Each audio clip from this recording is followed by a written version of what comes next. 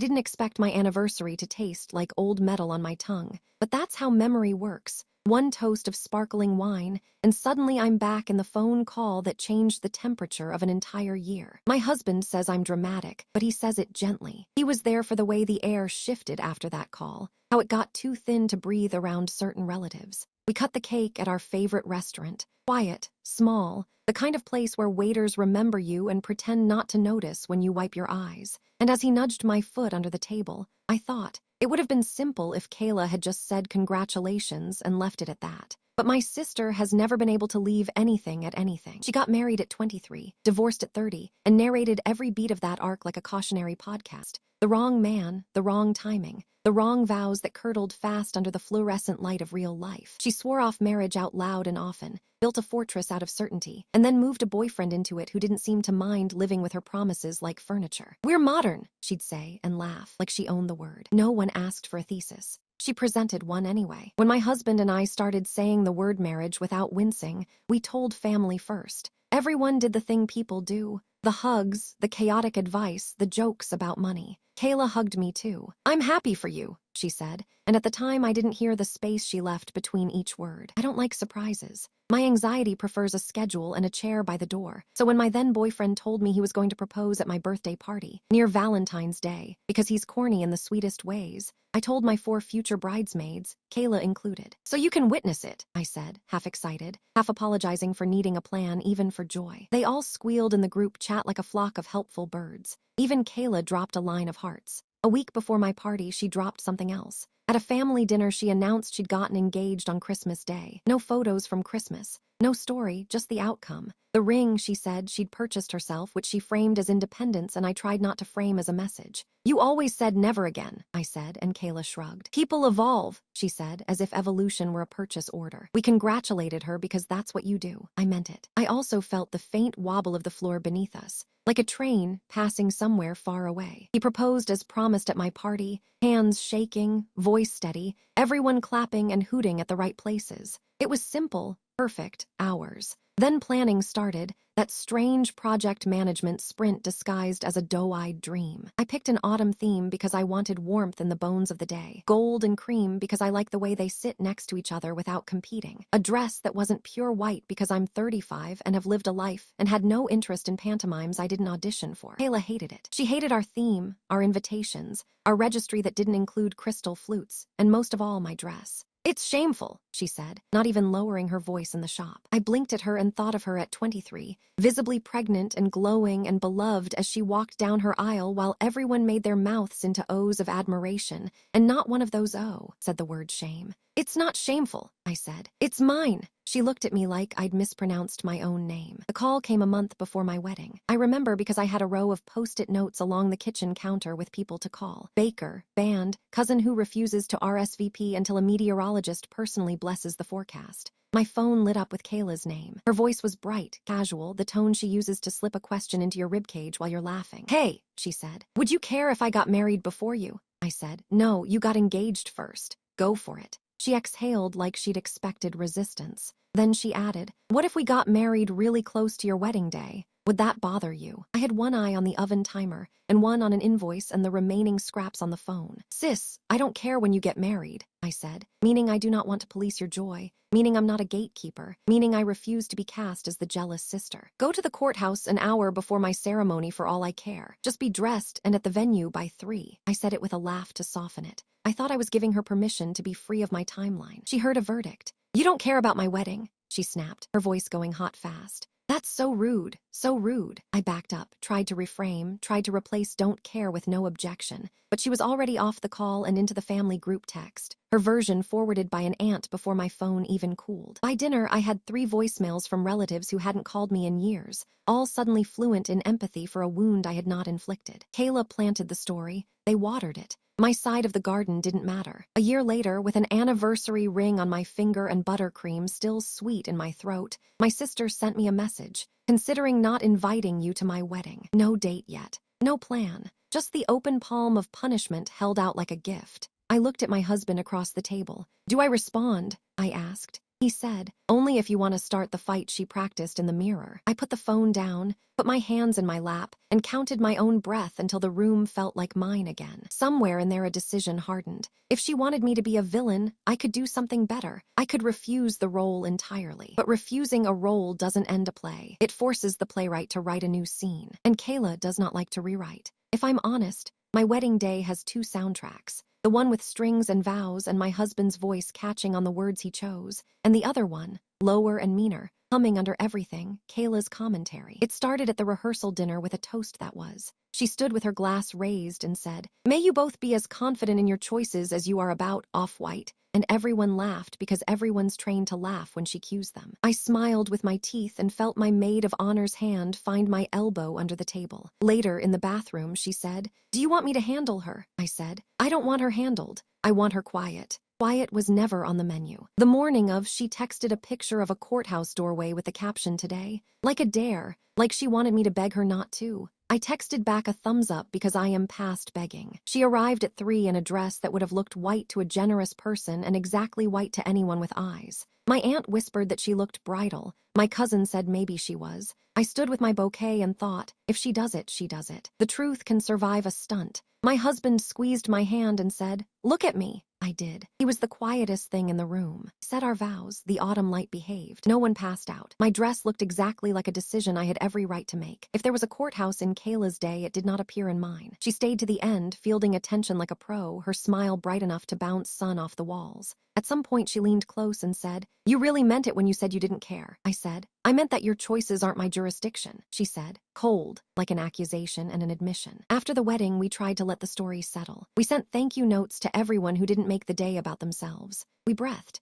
We learned to be married in 1,000 unphotographed ways. Kayla stopped by our apartment twice with accidental critiques. Our couch was too small, our wall color too warm, my cookware not heirloom enough, and I decided to treat those visits like weather. Noticed, tolerated, not negotiated with. When she started picking at details I hadn't invited her to touch, my name chain, I hyphenated, she called it commitment with an escape hatch. Our plan to wait on kids, you'll age out of options. The fact that I kept my dress, for what? I said the new sentence I had trained into my muscles. We're not discussing that. The family chorus swelled anyway. My aunts are good at hymns disguised as questions. Have you called your sister? She's hurt. Why would you say you don't care about her wedding? I would never say that to my sister, God rest her soul. I considered printing a stack of business cards that read I said I police her timing and handing them out like confetti. Instead, I stopped responding to any group thread that used the words sister and disappointed in the same sentence. It's astonishing how much oxygen you reclaim when you refuse to keep a rumor alive by arguing with it. A month after our anniversary, Kayla tried a new tack. "My therapist says you're conflict avoidant," she texted, because weaponized therapy is a family tradition.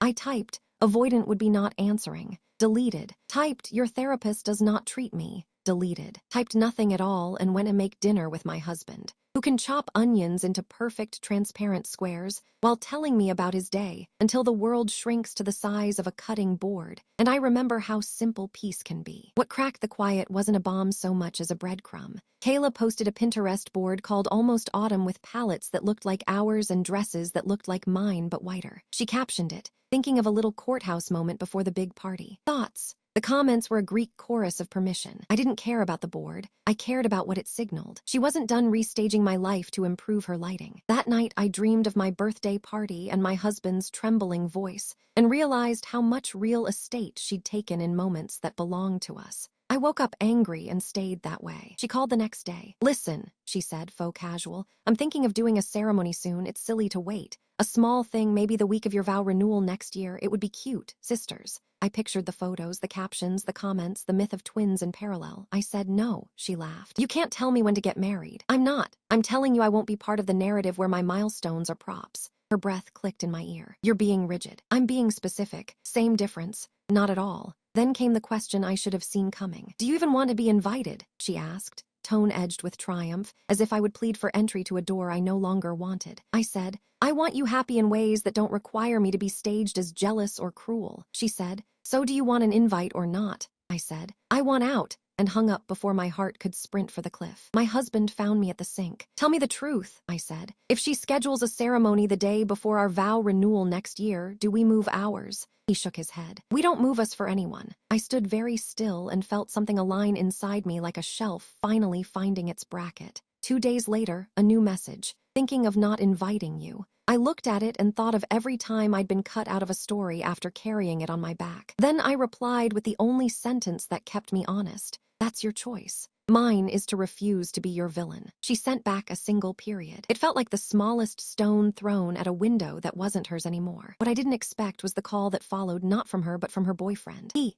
never called me before. "I'm sorry," he said when I answered, his voice low, weary. "For all of it, she's spiraling. I can't get her to hear me." I leaned against the counter and looked at the autumn-themed magnet on my fridge like a private joke with myself. "You can't fix her with another ceremony," I said. He let out a breath that sounded like a chair scraping back from a table. "I know," he said, "but she thinks if she wins your timeline, she'll win the old argument in her head." I closed my eyes. "We can't help her with that," I said. "We can only refuse to make it worse." He thanked me for listening and hung up. 5 minutes later, Kayla posted a story, a close-up of a white lace sleeve and the caption "Soon." The ants began to stir. The cousins arranged themselves in sympathetic rows. I put my phone in a drawer and went to sit beside my husband, who didn't ask me to explain the internet to him again. We watched a movie we'd both seen 3 times. Halfway through, he slid his hand into mine. That was the only timeline I cared about. By morning, the rumors had congealed into invitations. "Save the date, for something magical, details TBD." She sent one to our parents. She did not send one to me. My mother called to say she hoped we could all be adults.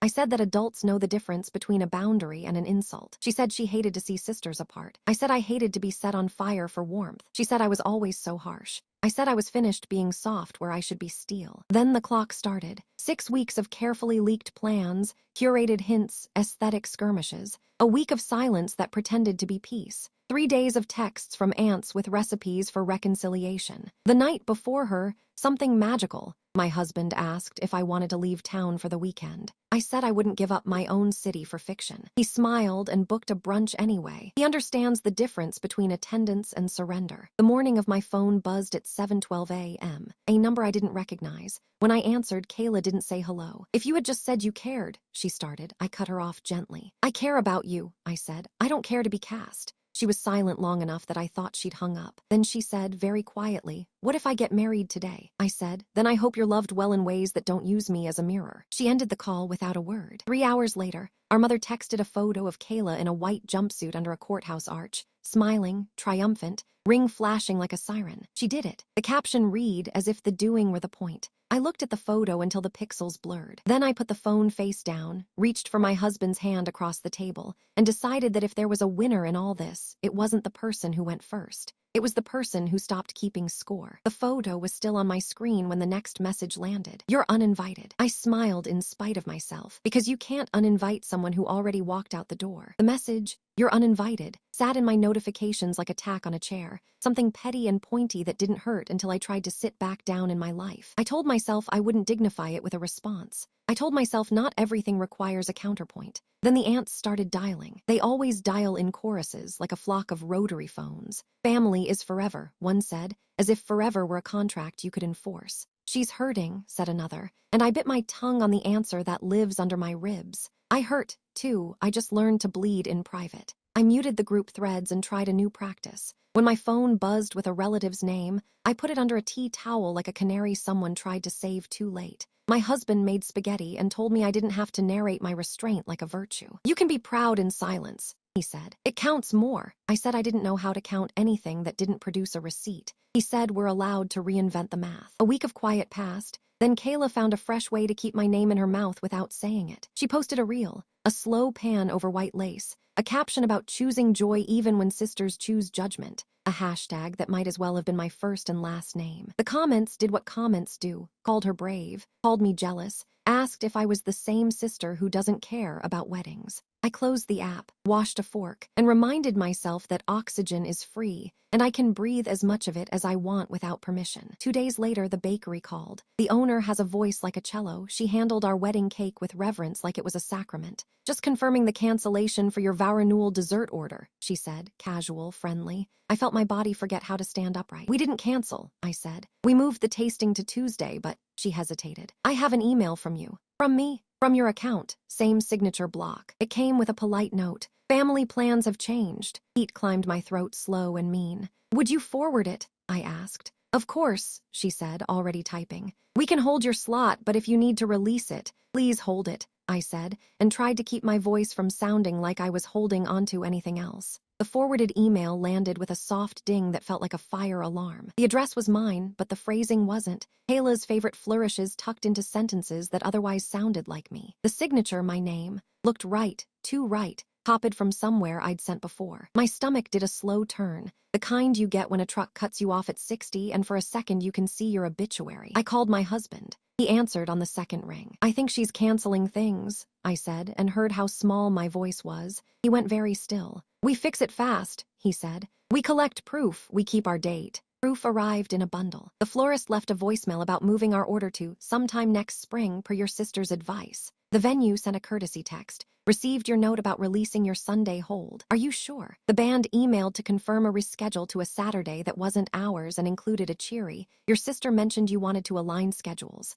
My hands went cold and precise. This wasn't a rumor or a reel. This was a campaign. Someone, Kayla, was walking through my calendar with a pair of scissors. I called the venue first. We do not release the date, I said. We do not move anything. We do not recognize any representative for our event besides me or my husband. The coordinator cleared her throat. We have an email from Kayla saying she's your planning point. She isn't, I said. She never was. If you have any changes that supposedly come from me, you call me first. If you can't reach me, you call my husband. If you can't reach either of us, you do nothing at all. The coordinator apologized, professional and practiced. No changes have been finalized, she said quickly. We flagged it because it seemed unusual. Unusual is the kindest word you could have used, I said, and promised to follow up in writing. I wrote a form letter that did not sound like a form letter, the kind of email that draws a box around your boundaries and paints it in hazard stripes. I have not authorized any cancellations or changes. Any communication regarding our date must come directly from this address or my husband's.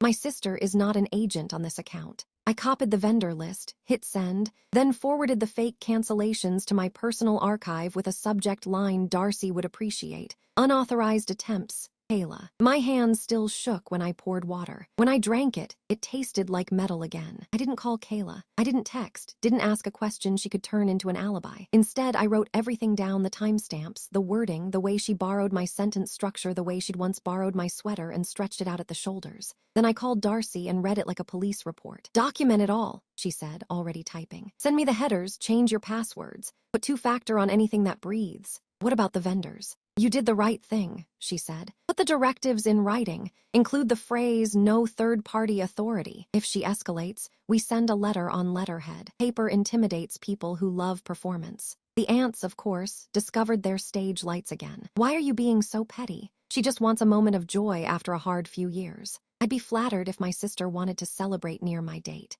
I typed, I'm not flattered by forged emails, and deleted it because you don't put fire into rooms where the curtains are already dry. I sent them nothing at all and went for a run in shoes I should have replaced 3 months ago. The kind of punishing run that doesn't solve anything but at least reminds you the machine works. When I got back, there was a new email from the bakery. The owner had forwarded the cancellation with the original headers attached. The IP address wasn't mine. The sent from line had an alias that would fool anyone who didn't know how aliases work. It wasn't glamorous proof, but it was enough. I packaged it all and sent it to Darcy. She called 5 minutes later, brisk and satisfied. We send a cease and desist, she said. Not because I think she'll comply, but because courts love a documented breadcrumb trail. Will that stop her? I asked. No, she said, but it makes the next step easier if she insists on the next step. For 3 blessed days, nothing happened. Then she pivoted, as she always does, from sabotage to sanctimony. A new post, a photo of a white place setting and a caption about some sisters wanting to own the calendar, sprinkled with enough airy vagueness to keep her audience sharper than mine. My mother called to say the family was concerned about my rigidity. I told her my calendar is not community property. She said she didn't raise me to be mean. I said she didn't raise me to be convenient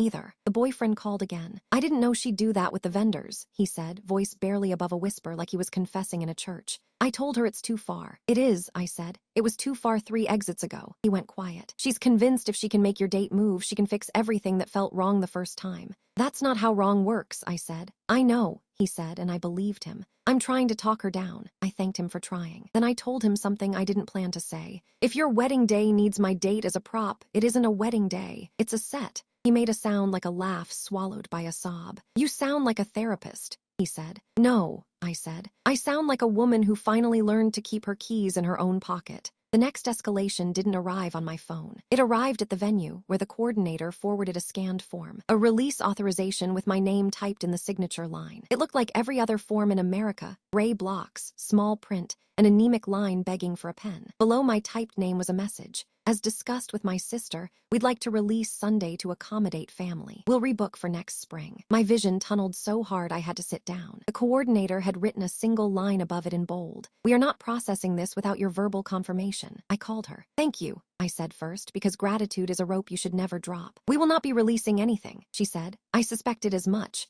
I asked how she knew. She said, your sister called to follow up before your email arrived. She sounded eager. I closed my eyes and pictured Kayla leaning into the phone like a sprinter at the blocks. If she calls again, I said, note the time and end the call. The coordinator said she would. We have sisters, she added, and something in her tone made me want to tip her more than a contract allows. That night, the front door of my apartment felt heavier than usual, as if the hinge had learned our family history and was tired. My husband poured wine and didn't ask me to narrate the day. He's learned the difference between witness and audience. We ate in the soft quiet we earned. When the meal was over, I opened my laptop and wrote Kayla one sentence, not a speech, not a plea, not a setup for a fight she'd practiced in the mirror. Do not contact my vendors pretending to be me. If it happens again, my lawyer will contact you. I read it twice. Removed please, removed again. Removed anything that looked like an invitation to negotiate. Then I didn't send it. I forwarded it to Darcy instead. She sent the official version on letterhead in a tone that could strip paint,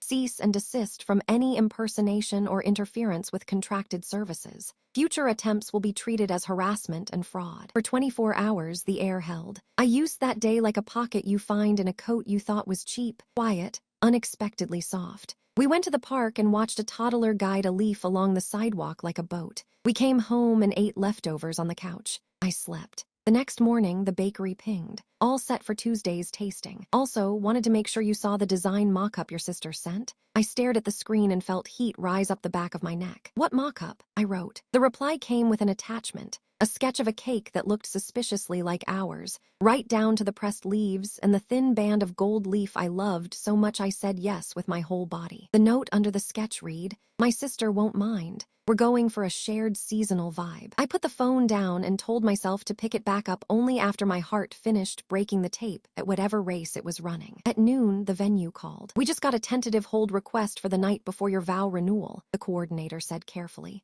Different last name, but the contact number matches your sister. I sat very still and listened to the sound my boundaries made when they were tested by new weight. Hold nothing that depends on mine, I said. If they want Saturday, they can have it if their contract doesn't mention us in any way. Understood, she said. For what it's worth, she asked about cross-promoting photos. I laughed, sharp and humorless. We don't cross-promote our marriage, I said. We live it. By evening, a cousin sent a screenshot of Kayla's newest post. A caption about letting go of bitterness and embracing sisterhood. 2 ceremonies, 1 weekend, hearts full. The comments sang hallelujah. I didn't join the congregation. I folded laundry and felt my husband's hand brush my back when he walked past with a stack of towels. I told myself the difference between control and stewardship is the difference between locking a door and guarding a home. At 9:13 p.m., my inbox chimed one more time. Subject line, release confirmation, signature. The venue coordinator had forwarded a PDF someone had sent them, supposedly from me, with a high-resolution scan of my signature pasted onto the form. My hand went numb in a way I recognized.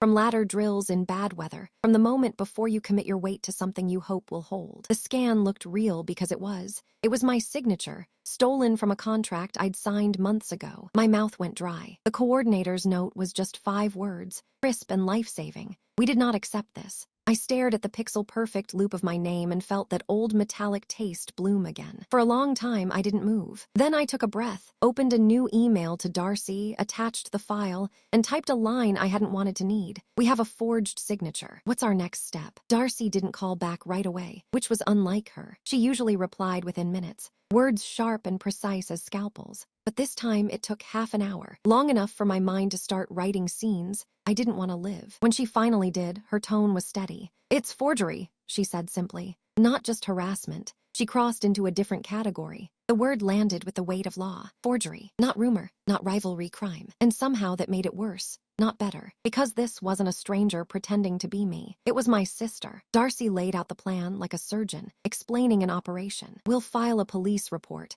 You'll need to bring identification, contracts, and every email header. Don't contact her directly. Let the documentation speak. Will she be arrested? I asked, and hated how small my voice sounded. Unlikely unless she doubles down. But it creates record, and record keeps you safe. That word, record, became my mantra for the next 2 days. I lived by timestamps. Every call logged, every message screenshotted, every confirmation printed and filed in a blue folder that started to swell like a bruise. I didn't sleep much. My husband offered to take the folder from me to handle the errands, but I couldn't let go. It wasn't about control anymore. It was about proof that my reality existed. The police station smelled like coffee and resignation. The officer who took my statement looked too young to have seen this kind of family war before. He asked if I was sure. I said, the signature was mine. She took it from a contract I signed last year. He nodded, typing slowly. And she's your sister? Yes. He paused. Family disputes can be tricky. I looked him in the eye. This isn't a dispute. This is identity theft. That got him moving. When it was over, he gave me a copy of the report and a number to call if anything escalated. Escalation was the only language Kayla spoke fluently. That night, I got an email, not from her but from her fiancé. Subject line, please don't press charges. The body was longer than I expected. He said she'd confessed, crying, saying she just wanted to fix things, that she'd only sent the documents to see if she could help coordinate, that she'd realized, too late, what it looked like. He said she was terrified, that she'd had a breakdown, that she'd been under pressure. Every excuse, wrapped in apologies that didn't belong to her. I read it twice before replying. I won't press charges as long as it ends here, but if there's one more incident, I will. He replied almost instantly, thank you, I'll make sure she stops. The irony was sharp. The man I barely knew was doing the job my own parents never could, keeping her in check. The next week was unnaturally still. No posts, no calls, not even a whisper from the aunts. It was the kind of silence you don't trust. Then, out of nowhere, an envelope slid under our apartment door. No stamp, no handwriting on the front, just a single name typed in block letters, Marina. Inside was a photo of me and Kayla, taken years ago at the beach. She, written across the back in red ink. We used to love each other. I sat on the floor for a long time, holding it like something radioactive, because she wasn't wrong. Once upon a time, we did. I remembered the summer I was 16, and she was 19. How she'd driven me to my first concert. How we'd sung in the car until we lost our voices. How she'd once said, "You're the only person who actually gets me." And how, somewhere between that sentence and now, we'd both decided to stop being understood. My husband found me sitting there, photo still in my lap. She came here, I said quietly. He looked at the door, jaw tightening. We'll install a camera. She already knows what that looks like, I said. He didn't laugh. He just sat beside me, shoulder to shoulder, the way people do when words are useless. That night, I put the photo in the blue folder, not because I wanted to keep it, but because it was evidence too, proof that she couldn't stay gone, even when she should. The next morning, Darcy called again. She's trying to contact you physically now, isn't she? Yes. Then we upgrade the report. We add harassment. Will that stop her? No, Darcy said, but it builds the wall higher. I wanted to ask how high it needed to be before she stopped climbing, but I already knew the answer, as high as my peace required. 2 days later, a package arrived at my office. No return address. Inside was a wedding invitation. Cream cardstock, gold foil lettering eerily familiar. Kayla and her fiancé. Date, the day before my vow renewal. Venue, the same building. Different hall, same address. It wasn't a coincidence. It was choreography. The RSVP card had one line printed at the bottom. Let's make this a weekend to remember. I closed my eyes, and for the first time in months, I laughed. Not because it was funny, because it was so perfectly Kayla, turning a wound into an encore. When I showed it to Darcy, she sighed. Do you want me to call the venue? I already did, I said. They confirmed she booked the small hall downstairs. She paid in full. Darcy whistled. She's doubling down. She's building an empire of denial, I said. And she wants me as her cornerstone. I placed the invitation on my desk. The gold lettering shimmered faintly in the sunlight, as if mocking me. And in that moment, I made a decision. Not the kind you announce, but the kind that rearranges your bones quietly. I wasn't going to cancel. I wasn't going to run. I was going to stand my ground and let her see what peace looks like when you can't ruin it. The morning of her wedding, our wedding weekend, arrived gray and cold, the kind of day that pretends to be neutral but carries a pulse underneath. I woke before the alarm, my body already alert, my mind rehearsing every possible version of disaster. I could feel the tension in the air before I even opened the blinds, as if the weather itself knew there were too many emotions booked at the same address. My husband was calm, he always is. He brewed coffee, kissed my temple, and said, "She can't ruin something she's not part of." I wanted to believe him. I wanted to live in his kind of certainty, the kind that doesn't require armor. But the truth was simpler and uglier. Kayla didn't need to be part of something to ruin it. She just needed proximity. By noon, my phone was vibrating with the usual chorus. "Are you coming to her ceremony? She says it would mean the world to her." I didn't answer. I imagined her downstairs, walking into the same venue through a different door, pretending it was poetic, pretending we were connected by something other than stubbornness. The venue staff had been briefed. They'd promised to keep our spaces separate, 2 stories apart, 2 entirely different teams. The coordinator texted early, "Don't worry, we've got you. I won't let any mix-ups happen." I trusted her. She'd seen enough of the emails to know this wasn't a typical sisterly squabble. This was a turf war disguised as love. I spent the afternoon getting ready in quiet. No bridesmaids this time, no stylists fluttering around me, just my husband sitting on the couch, tie draped over one knee, watching me with the kind of warmth that made the rest of it seem far away. "You look the same as you did the first time," he said. "I've aged a little," I teased. "Then so have I, we match." We arrived at the venue around 4. The air was sharp, rain threatening. Through the glass doors, I saw flashes of white and gold, Kayla's colors naturally. There was laughter spilling from the lower hall, that performative laughter people reserve for cameras. My chest tightened, but I kept walking. The elevator opened, and for a moment I saw my reflection. 2 brides, same bloodline, opposite choices. I pressed the button for the top floor and didn't look again. Our ceremony was small, 30 people, warm light. The scent of candles and cinnamon and the sound of quiet joy. The vows came easier this time, like muscle memory. My husband's hand didn't shake. I didn't cry. There was only steadiness and gratitude and the relief of choosing peace twice. Halfway through the dinner, I heard it, the distant echo of music from below. The same song we'd used for our first dance a year ago. I froze, fork halfway to my mouth. It couldn't be coincidence. Kayla wasn't just mirroring me now, she was replaying me. My husband caught my expression and shook his head gently. "Don't," he said. "Don't give her that power." But it was already crawling under my skin. The sound of our song warped by the floor between us. I excused myself, stepped into the hallway, and listened. The muffled laughter, the clinking of glasses, the same DJ, maybe even the same playlist. It was surreal, like hearing an echo of your life coming from a parallel world you didn't consent to. The elevator doors opened behind me. The coordinator stepped out, holding a clipboard and a nervous smile. "She asked for a joint photo," she said carefully. I blinked. "What?" She sent one of her guests up with the request. Said it would be symbolic, 2 sisters, 2 brides, 1 family story. "Did you tell her no?" "I did, but she's persistent. I wanted you to know before she tries something else." Persistent, that was one word for it. I thanked her and went back inside, pretending I hadn't just been warned about an ambush. Dinner moved on. Speeches, laughter, toasts. I kept my smile steady, my posture calm, but part of me was waiting for the shoe to drop. It came just as dessert was being served. The doors opened. Kayla stepped in. She was still in her wedding dress, whiter than any white I'd ever seen. Her makeup was perfect, her hair pinned like a crown. For a moment, the room went completely silent. Even the background music seemed to pause in disbelief. She smiled, that practiced smile, the one that hides the tremor underneath. "I just wanted to congratulate you," she said, voice bright, too bright. "It's such a beautiful evening. We're family, why celebrate separately?" Someone gasped. My husband stood up, but I touched his wrist. "Let me," I whispered. I walked toward her slowly, aware of every set of eyes on us. Up close, I could see the shine in her eyes wasn't joy. It was exhaustion, mania, something desperate pretending to be grace. "Kayla," I said softly, "you shouldn't be here." "I just wanted to make peace," she said. "Everyone thinks we hate each other. I thought maybe a picture." "Peace isn't a picture,"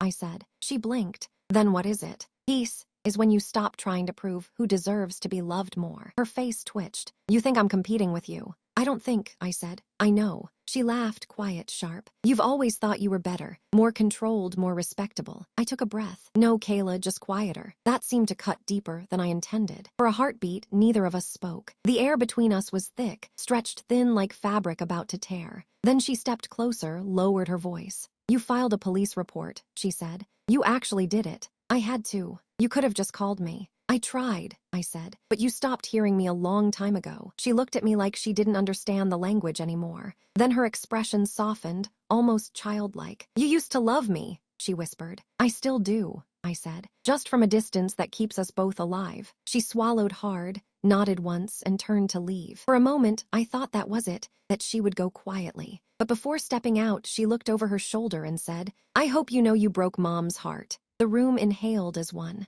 I didn't move. I didn't cry. I just said, Mom's heart was never mine to fix, and watched her disappear through the doors. When they closed, the silence was heavy but not unbearable. My husband came to stand beside me, his hand finding mine. You handled that better than I could have, he murmured. I'm tired of fighting for the last word, I said. He smiled faintly. Then take the last piece instead. Later, when the guests had gone and the candles had burned low, I stood by the window looking down at the courtyard. Kayla's car was still there. She sat in the passenger seat, staring up at the building. Maybe she was crying. Maybe she was just waiting for me to break first. I didn't. I turned away, dimmed the lights, and let her fade into the reflection. That night, I slept without dreaming. And in the morning, for the first time in years, I didn't wake up thinking about my sister. But peace, I would learn, doesn't stay quiet for long. 3 days after the vow renewal, an envelope arrived in our mailbox. Handwritten, heavy paper, no return address. My name in the center, nothing else. For a moment, I almost didn't open it.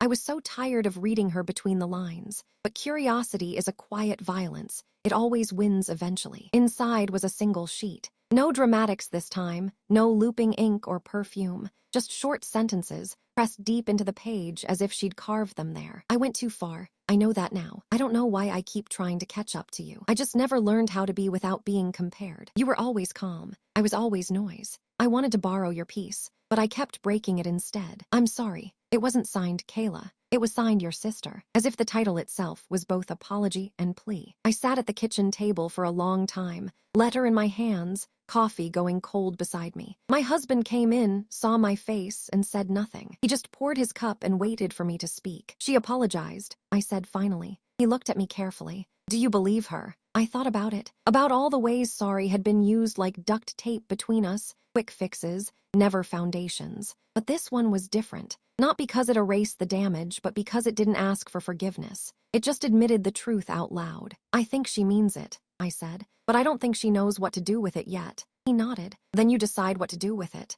I folded the letter and placed it in the blue folder, the one that had once held evidence and timelines and screenshots. Only now it held closure. I didn't plan to reply, not out of cruelty, just because not everything needs to continue. Some things are finished when they're finally named. Days turned into weeks. The internet, mercifully, forgot us. The ants found new dramas. Life shrank back to its normal proportions. One morning, while scrolling absent-mindedly through my messages, I saw a photo request from an unknown number. It was a picture of a baby, tiny, red-cheeked, eyes closed. The caption read, "She's here. Her name is Hope." No name attached, no explanation, but I didn't need one. I stared at the photo for a long time, feeling something unclench inside me. Hope. It was such a deliberate name, too deliberate to be random. And maybe, I thought, that was her way of starting over without pretending nothing happened. I didn't reply. I just saved the photo, not to keep score, but to remind myself that even broken things sometimes choose to grow again. Months later, I found myself standing outside the same courthouse she'd used. Not for legal matters, for a friend's civil ceremony. The air smelled faintly of rain and stone and second chances. As I watched two people promise each other kindness instead of perfection, I thought of Kayla. Of all the times, we'd tried to outshine each other instead of just standing in the same light. Maybe she'd never understand how much she taught me. About boundaries, about the quiet strength of saying no, about the grace of not retaliating even when every cell in your body begs you to fight back. Maybe she didn't need to. After the ceremony, I walked home alone. The city was golden in that late afternoon way that makes everything look softer than it really is. When I reached our building, I paused at the door. The camera we'd installed months ago blinked quietly, still recording, still watching, silent witness to everything we'd survived. Inside, the house smelled like cinnamon and fresh coffee. My husband was cooking, humming off-key to some old song we both loved. I wrapped my arms around him from behind and rested my chin on his shoulder. She sent a picture, I said. He didn't ask who. He didn't need to. He smiled. Maybe she's finally building something that isn't about you. Maybe, I said. He turned, kissed my forehead. And maybe that's enough. I looked at the blue folder one last time. Thick, heavy, full of chaos and proof and pain. Then I opened the window, felt the wind slip across my fingers, and fed each page into the shredder one by one. The paper made a soft, rhythmic sound, like breathing. When it was done, I closed the lid and whispered, "Enough." And for the first time in years, the word didn't sound like surrender. It sounded like freedom.